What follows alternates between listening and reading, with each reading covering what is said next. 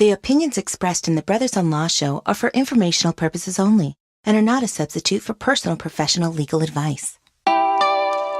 Thanks for tuning in to Brothers on Law on Go Country 105. I'm Larry Mandel. And I'm Rob Mandel. And we've been trial attorneys here in Los Angeles for over 40 years. On our show, we will discuss current events, talk about legal issues, and have some very entertaining guests stop by. So stay tuned every week for Brothers on Law right here on Go Country 105.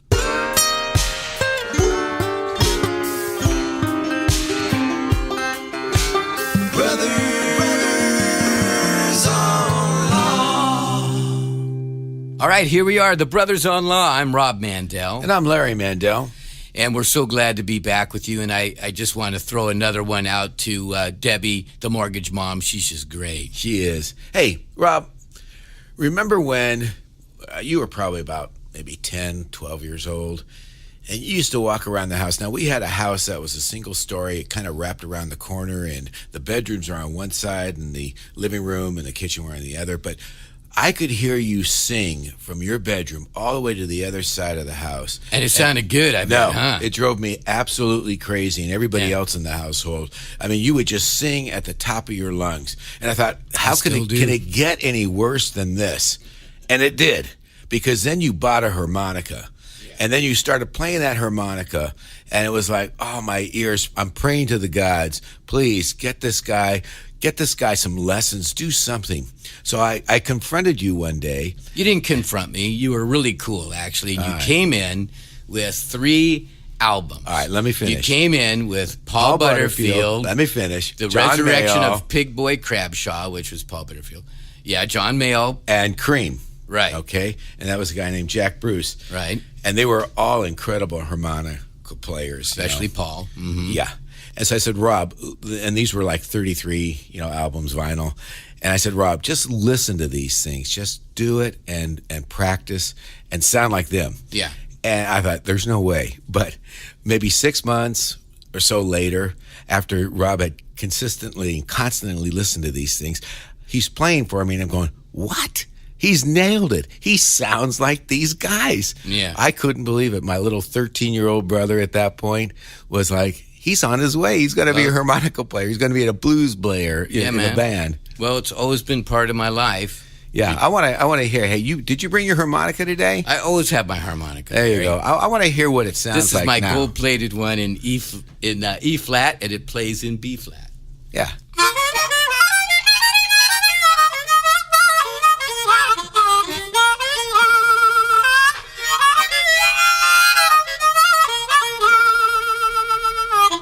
There you go, brother. There. All right. Yeah.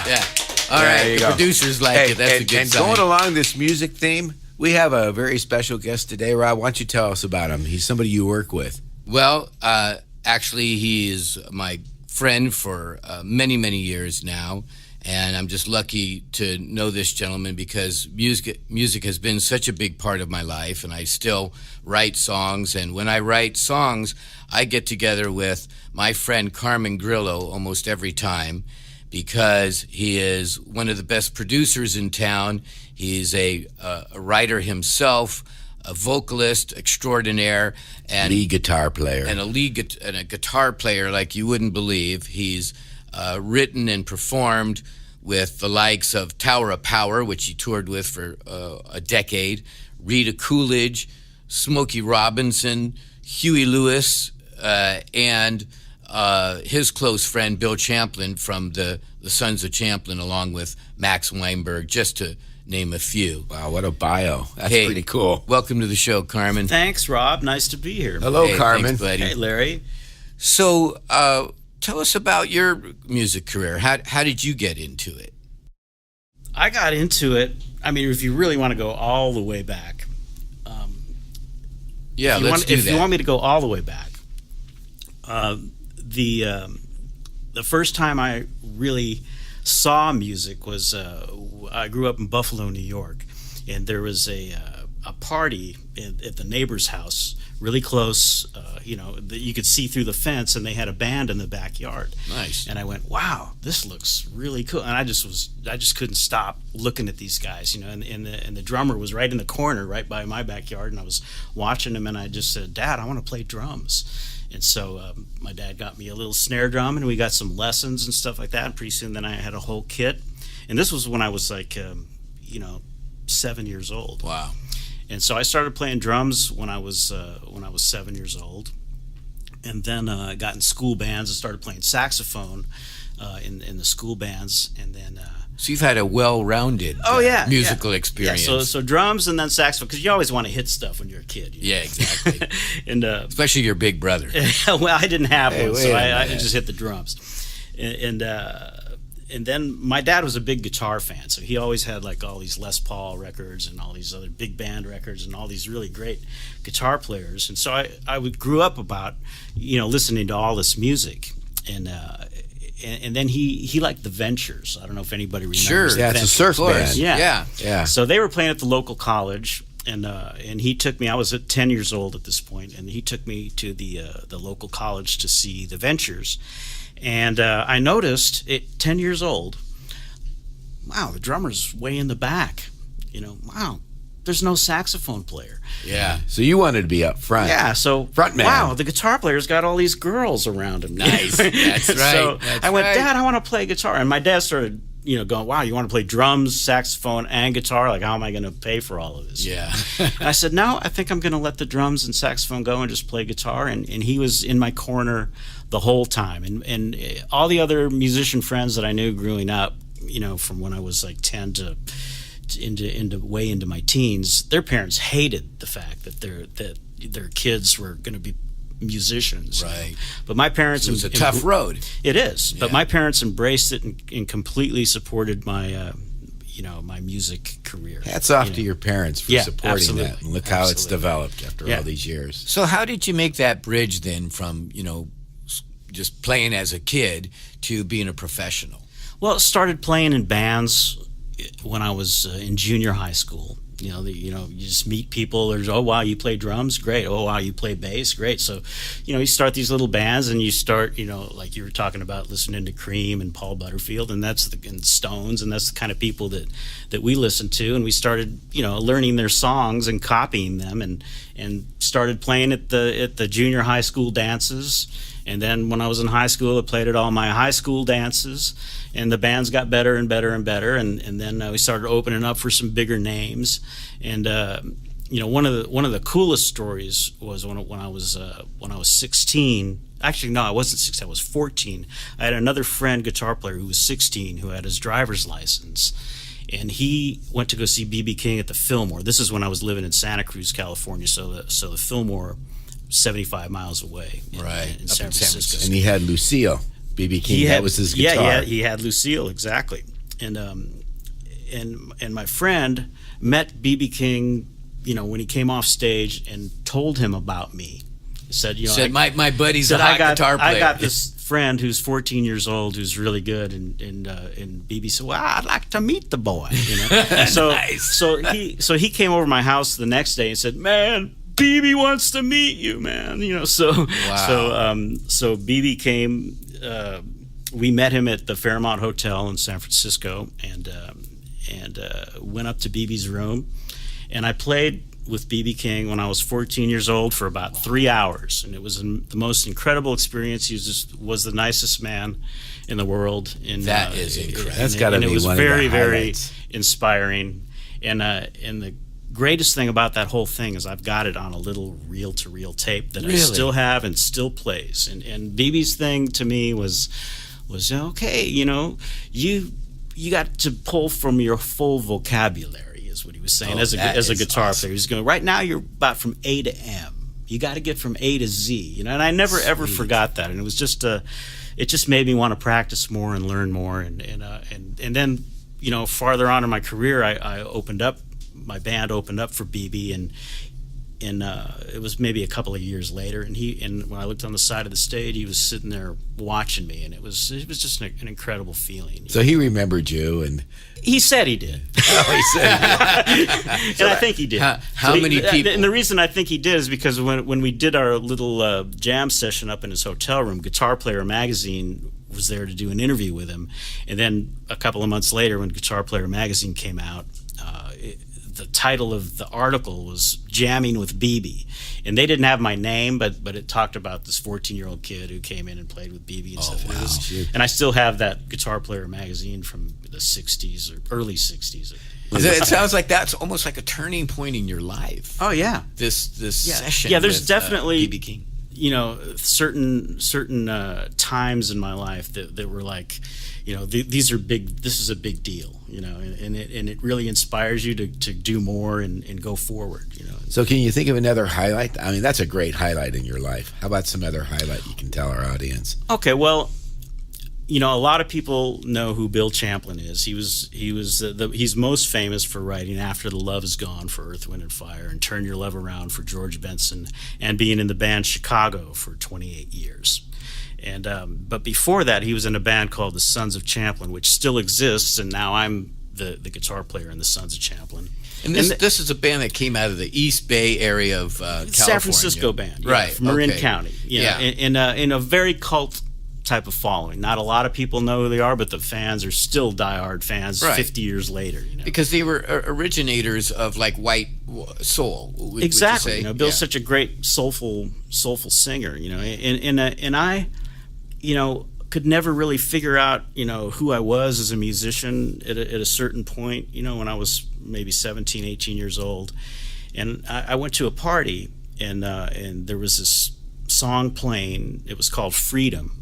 And it was playing on a record player, and I literally was like turning my head, looking at the record, going around, who is this? I really like this. They had horns, they had a Hammond B3, the guy was a soulful singer, and I went, well, this is the kind of stuff I really want to do. So I just did some research and got their albums, and then I was playing it at a place. I was underage at the time, but they let me play at this bar, and the Sons of Champlin were going to play at the same place that I played at. And I said, man, can I get in and see these guys?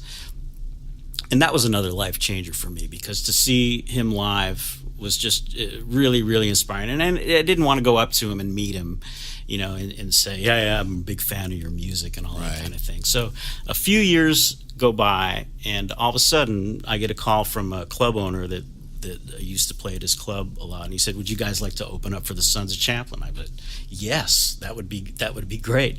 So I figured, well, this might be a good chance for me to meet him. So we did our set, and Bill was out in the audience with his guitar player named Terry Haggerty, and they came up to me after the show and said, man, who are you? We really want to meet you. You play really good, and you sang really good. And wow, that must have blown you away. It blew me away. And Bill said, where do you live? And I said, I live in Santa Cruz. He goes, I'm going there because we're playing in Santa Cruz tomorrow night. Wait till after the show. We'll go there.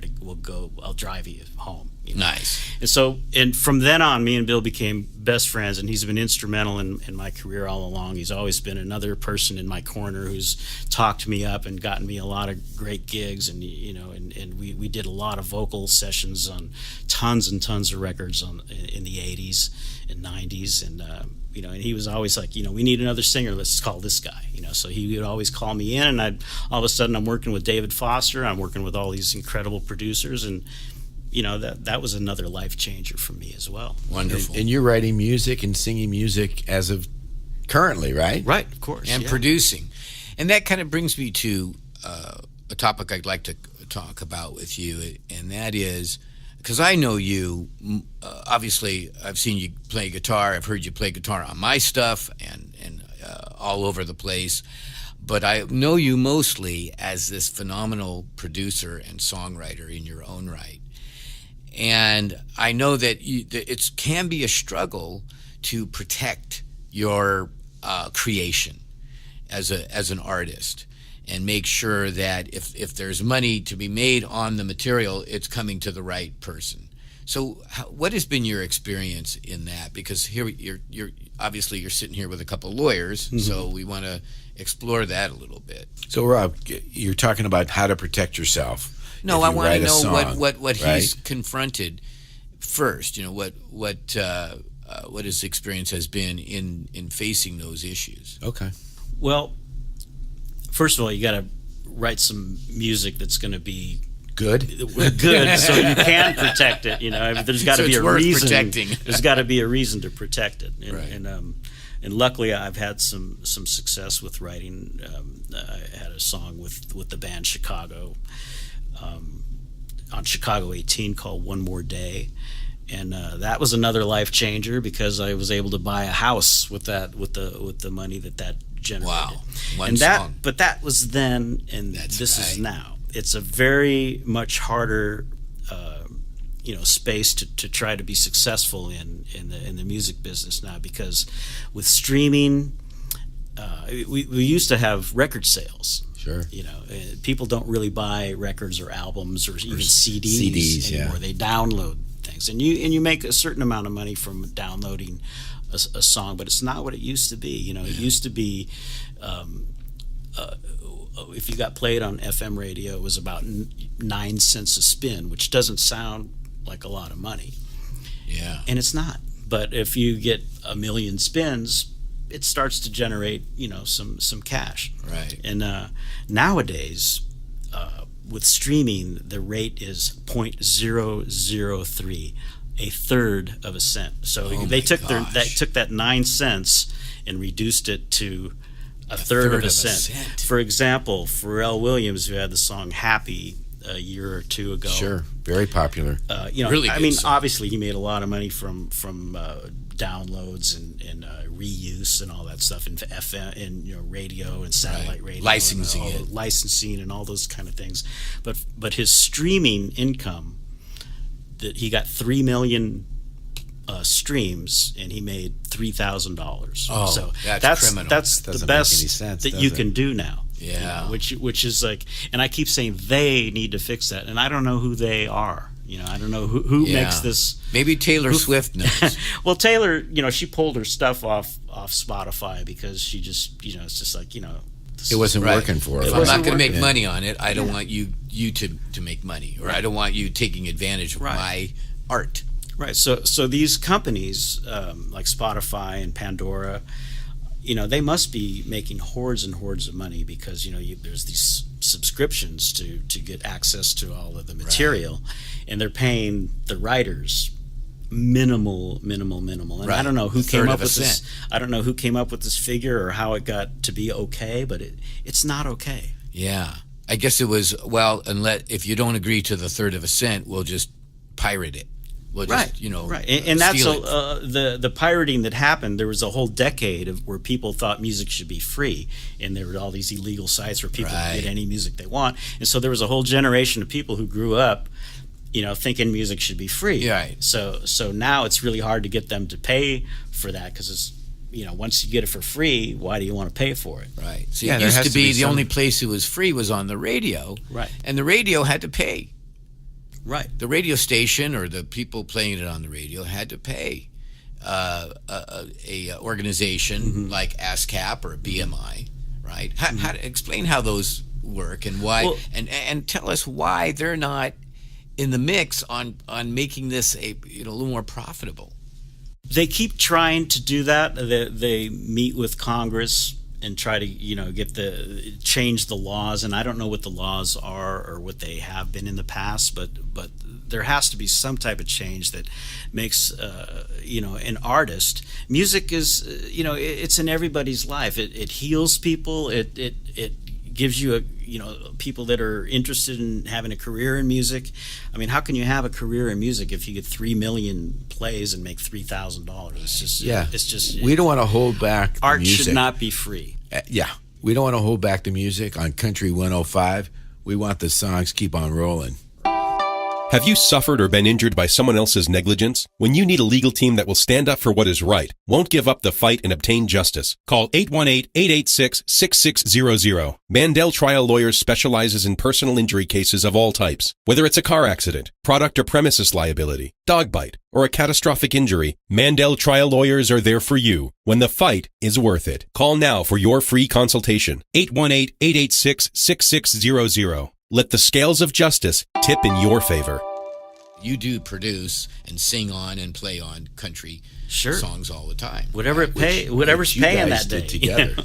You guys did together. But, so I want to talk about. Well, let's talk about one of Carmen's songs.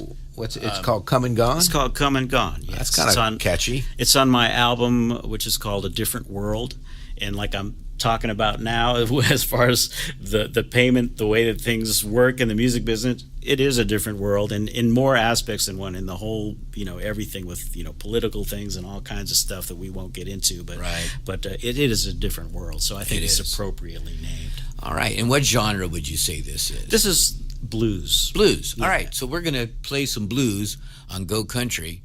Carmen Grillo.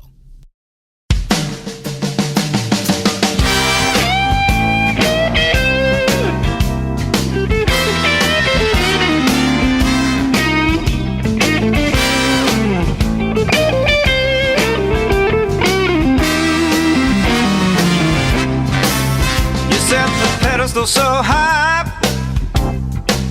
not even King Kong could reach it.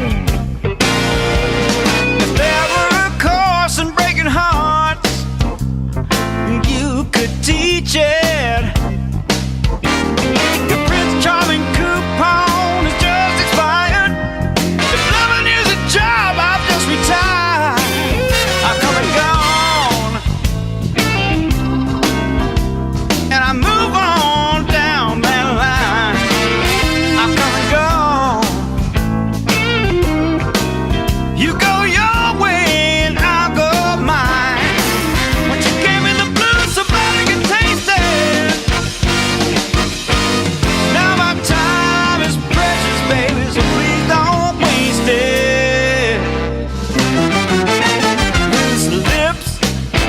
Sink ships. Ain't that what your mama taught? Running around saying I ain't up to your speed. I ain't as slow as you thought. I've been in love before, but many times I've lost. It's not the price, woman, it's the cost. I've come and gone, and I move on.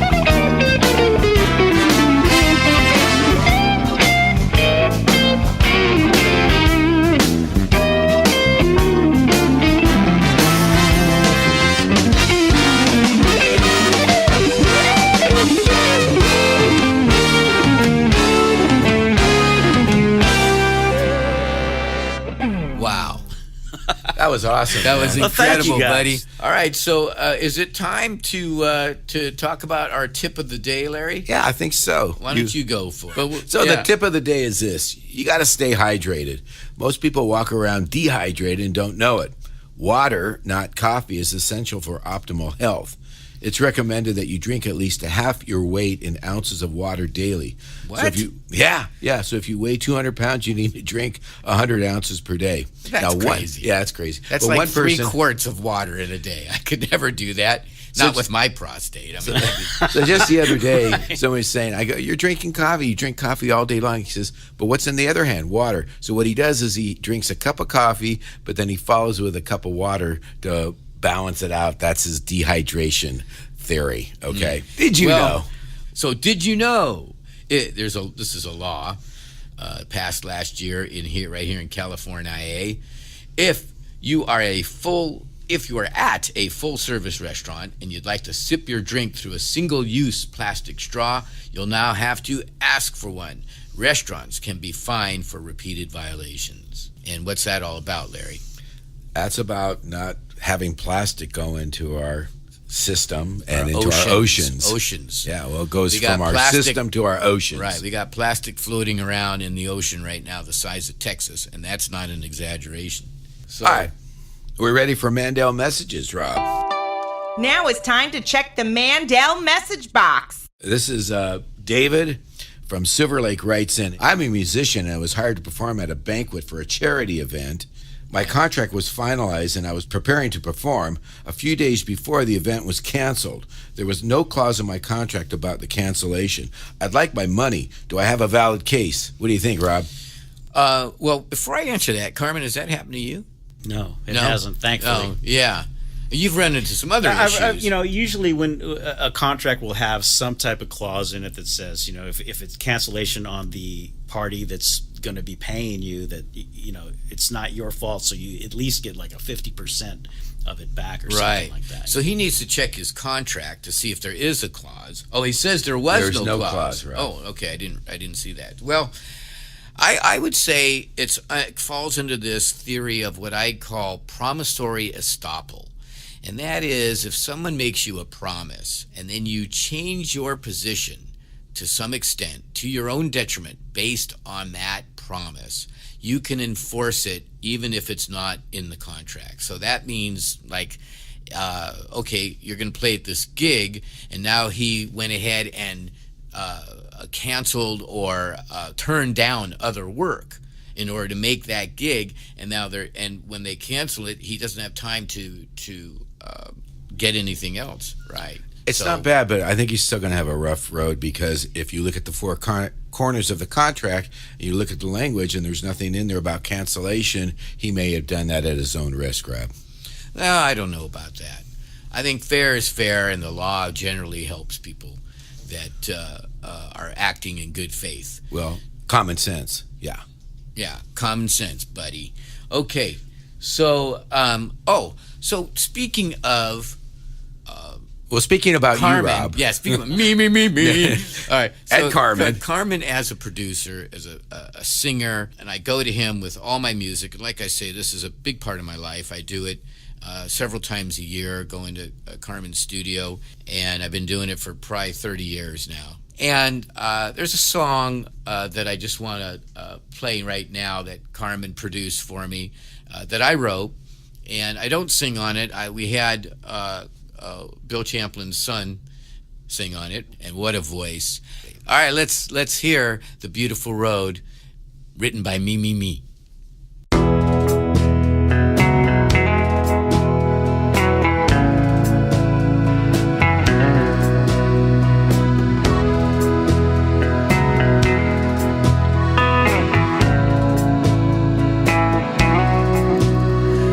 Start with a stolen glance when no one's aware, and when we each go out, we'll look for each other there, and soon you will walk in my dreams, and I'll pray I'm creeping into yours, and dreams won't satisfy enough, long for that dangerous touch. So we'll meet in a lonely corner where nobody knows us. You will blush and shiver and tell me you shouldn't have come. I'll remind you you're already with me. Think of something comforting to say, Then I'll kiss you softly and take you away with me down that beautiful road going nowhere.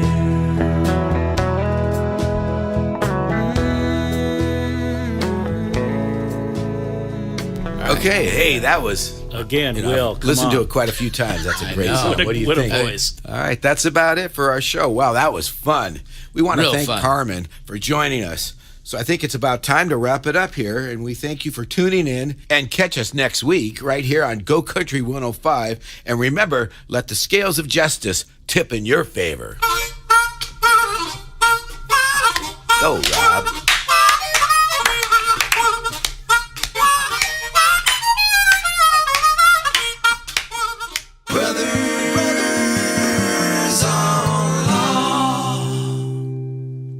The opinions expressed in the Brothers-in-Law show are for informational purposes only and are not a substitute for personal professional legal advice.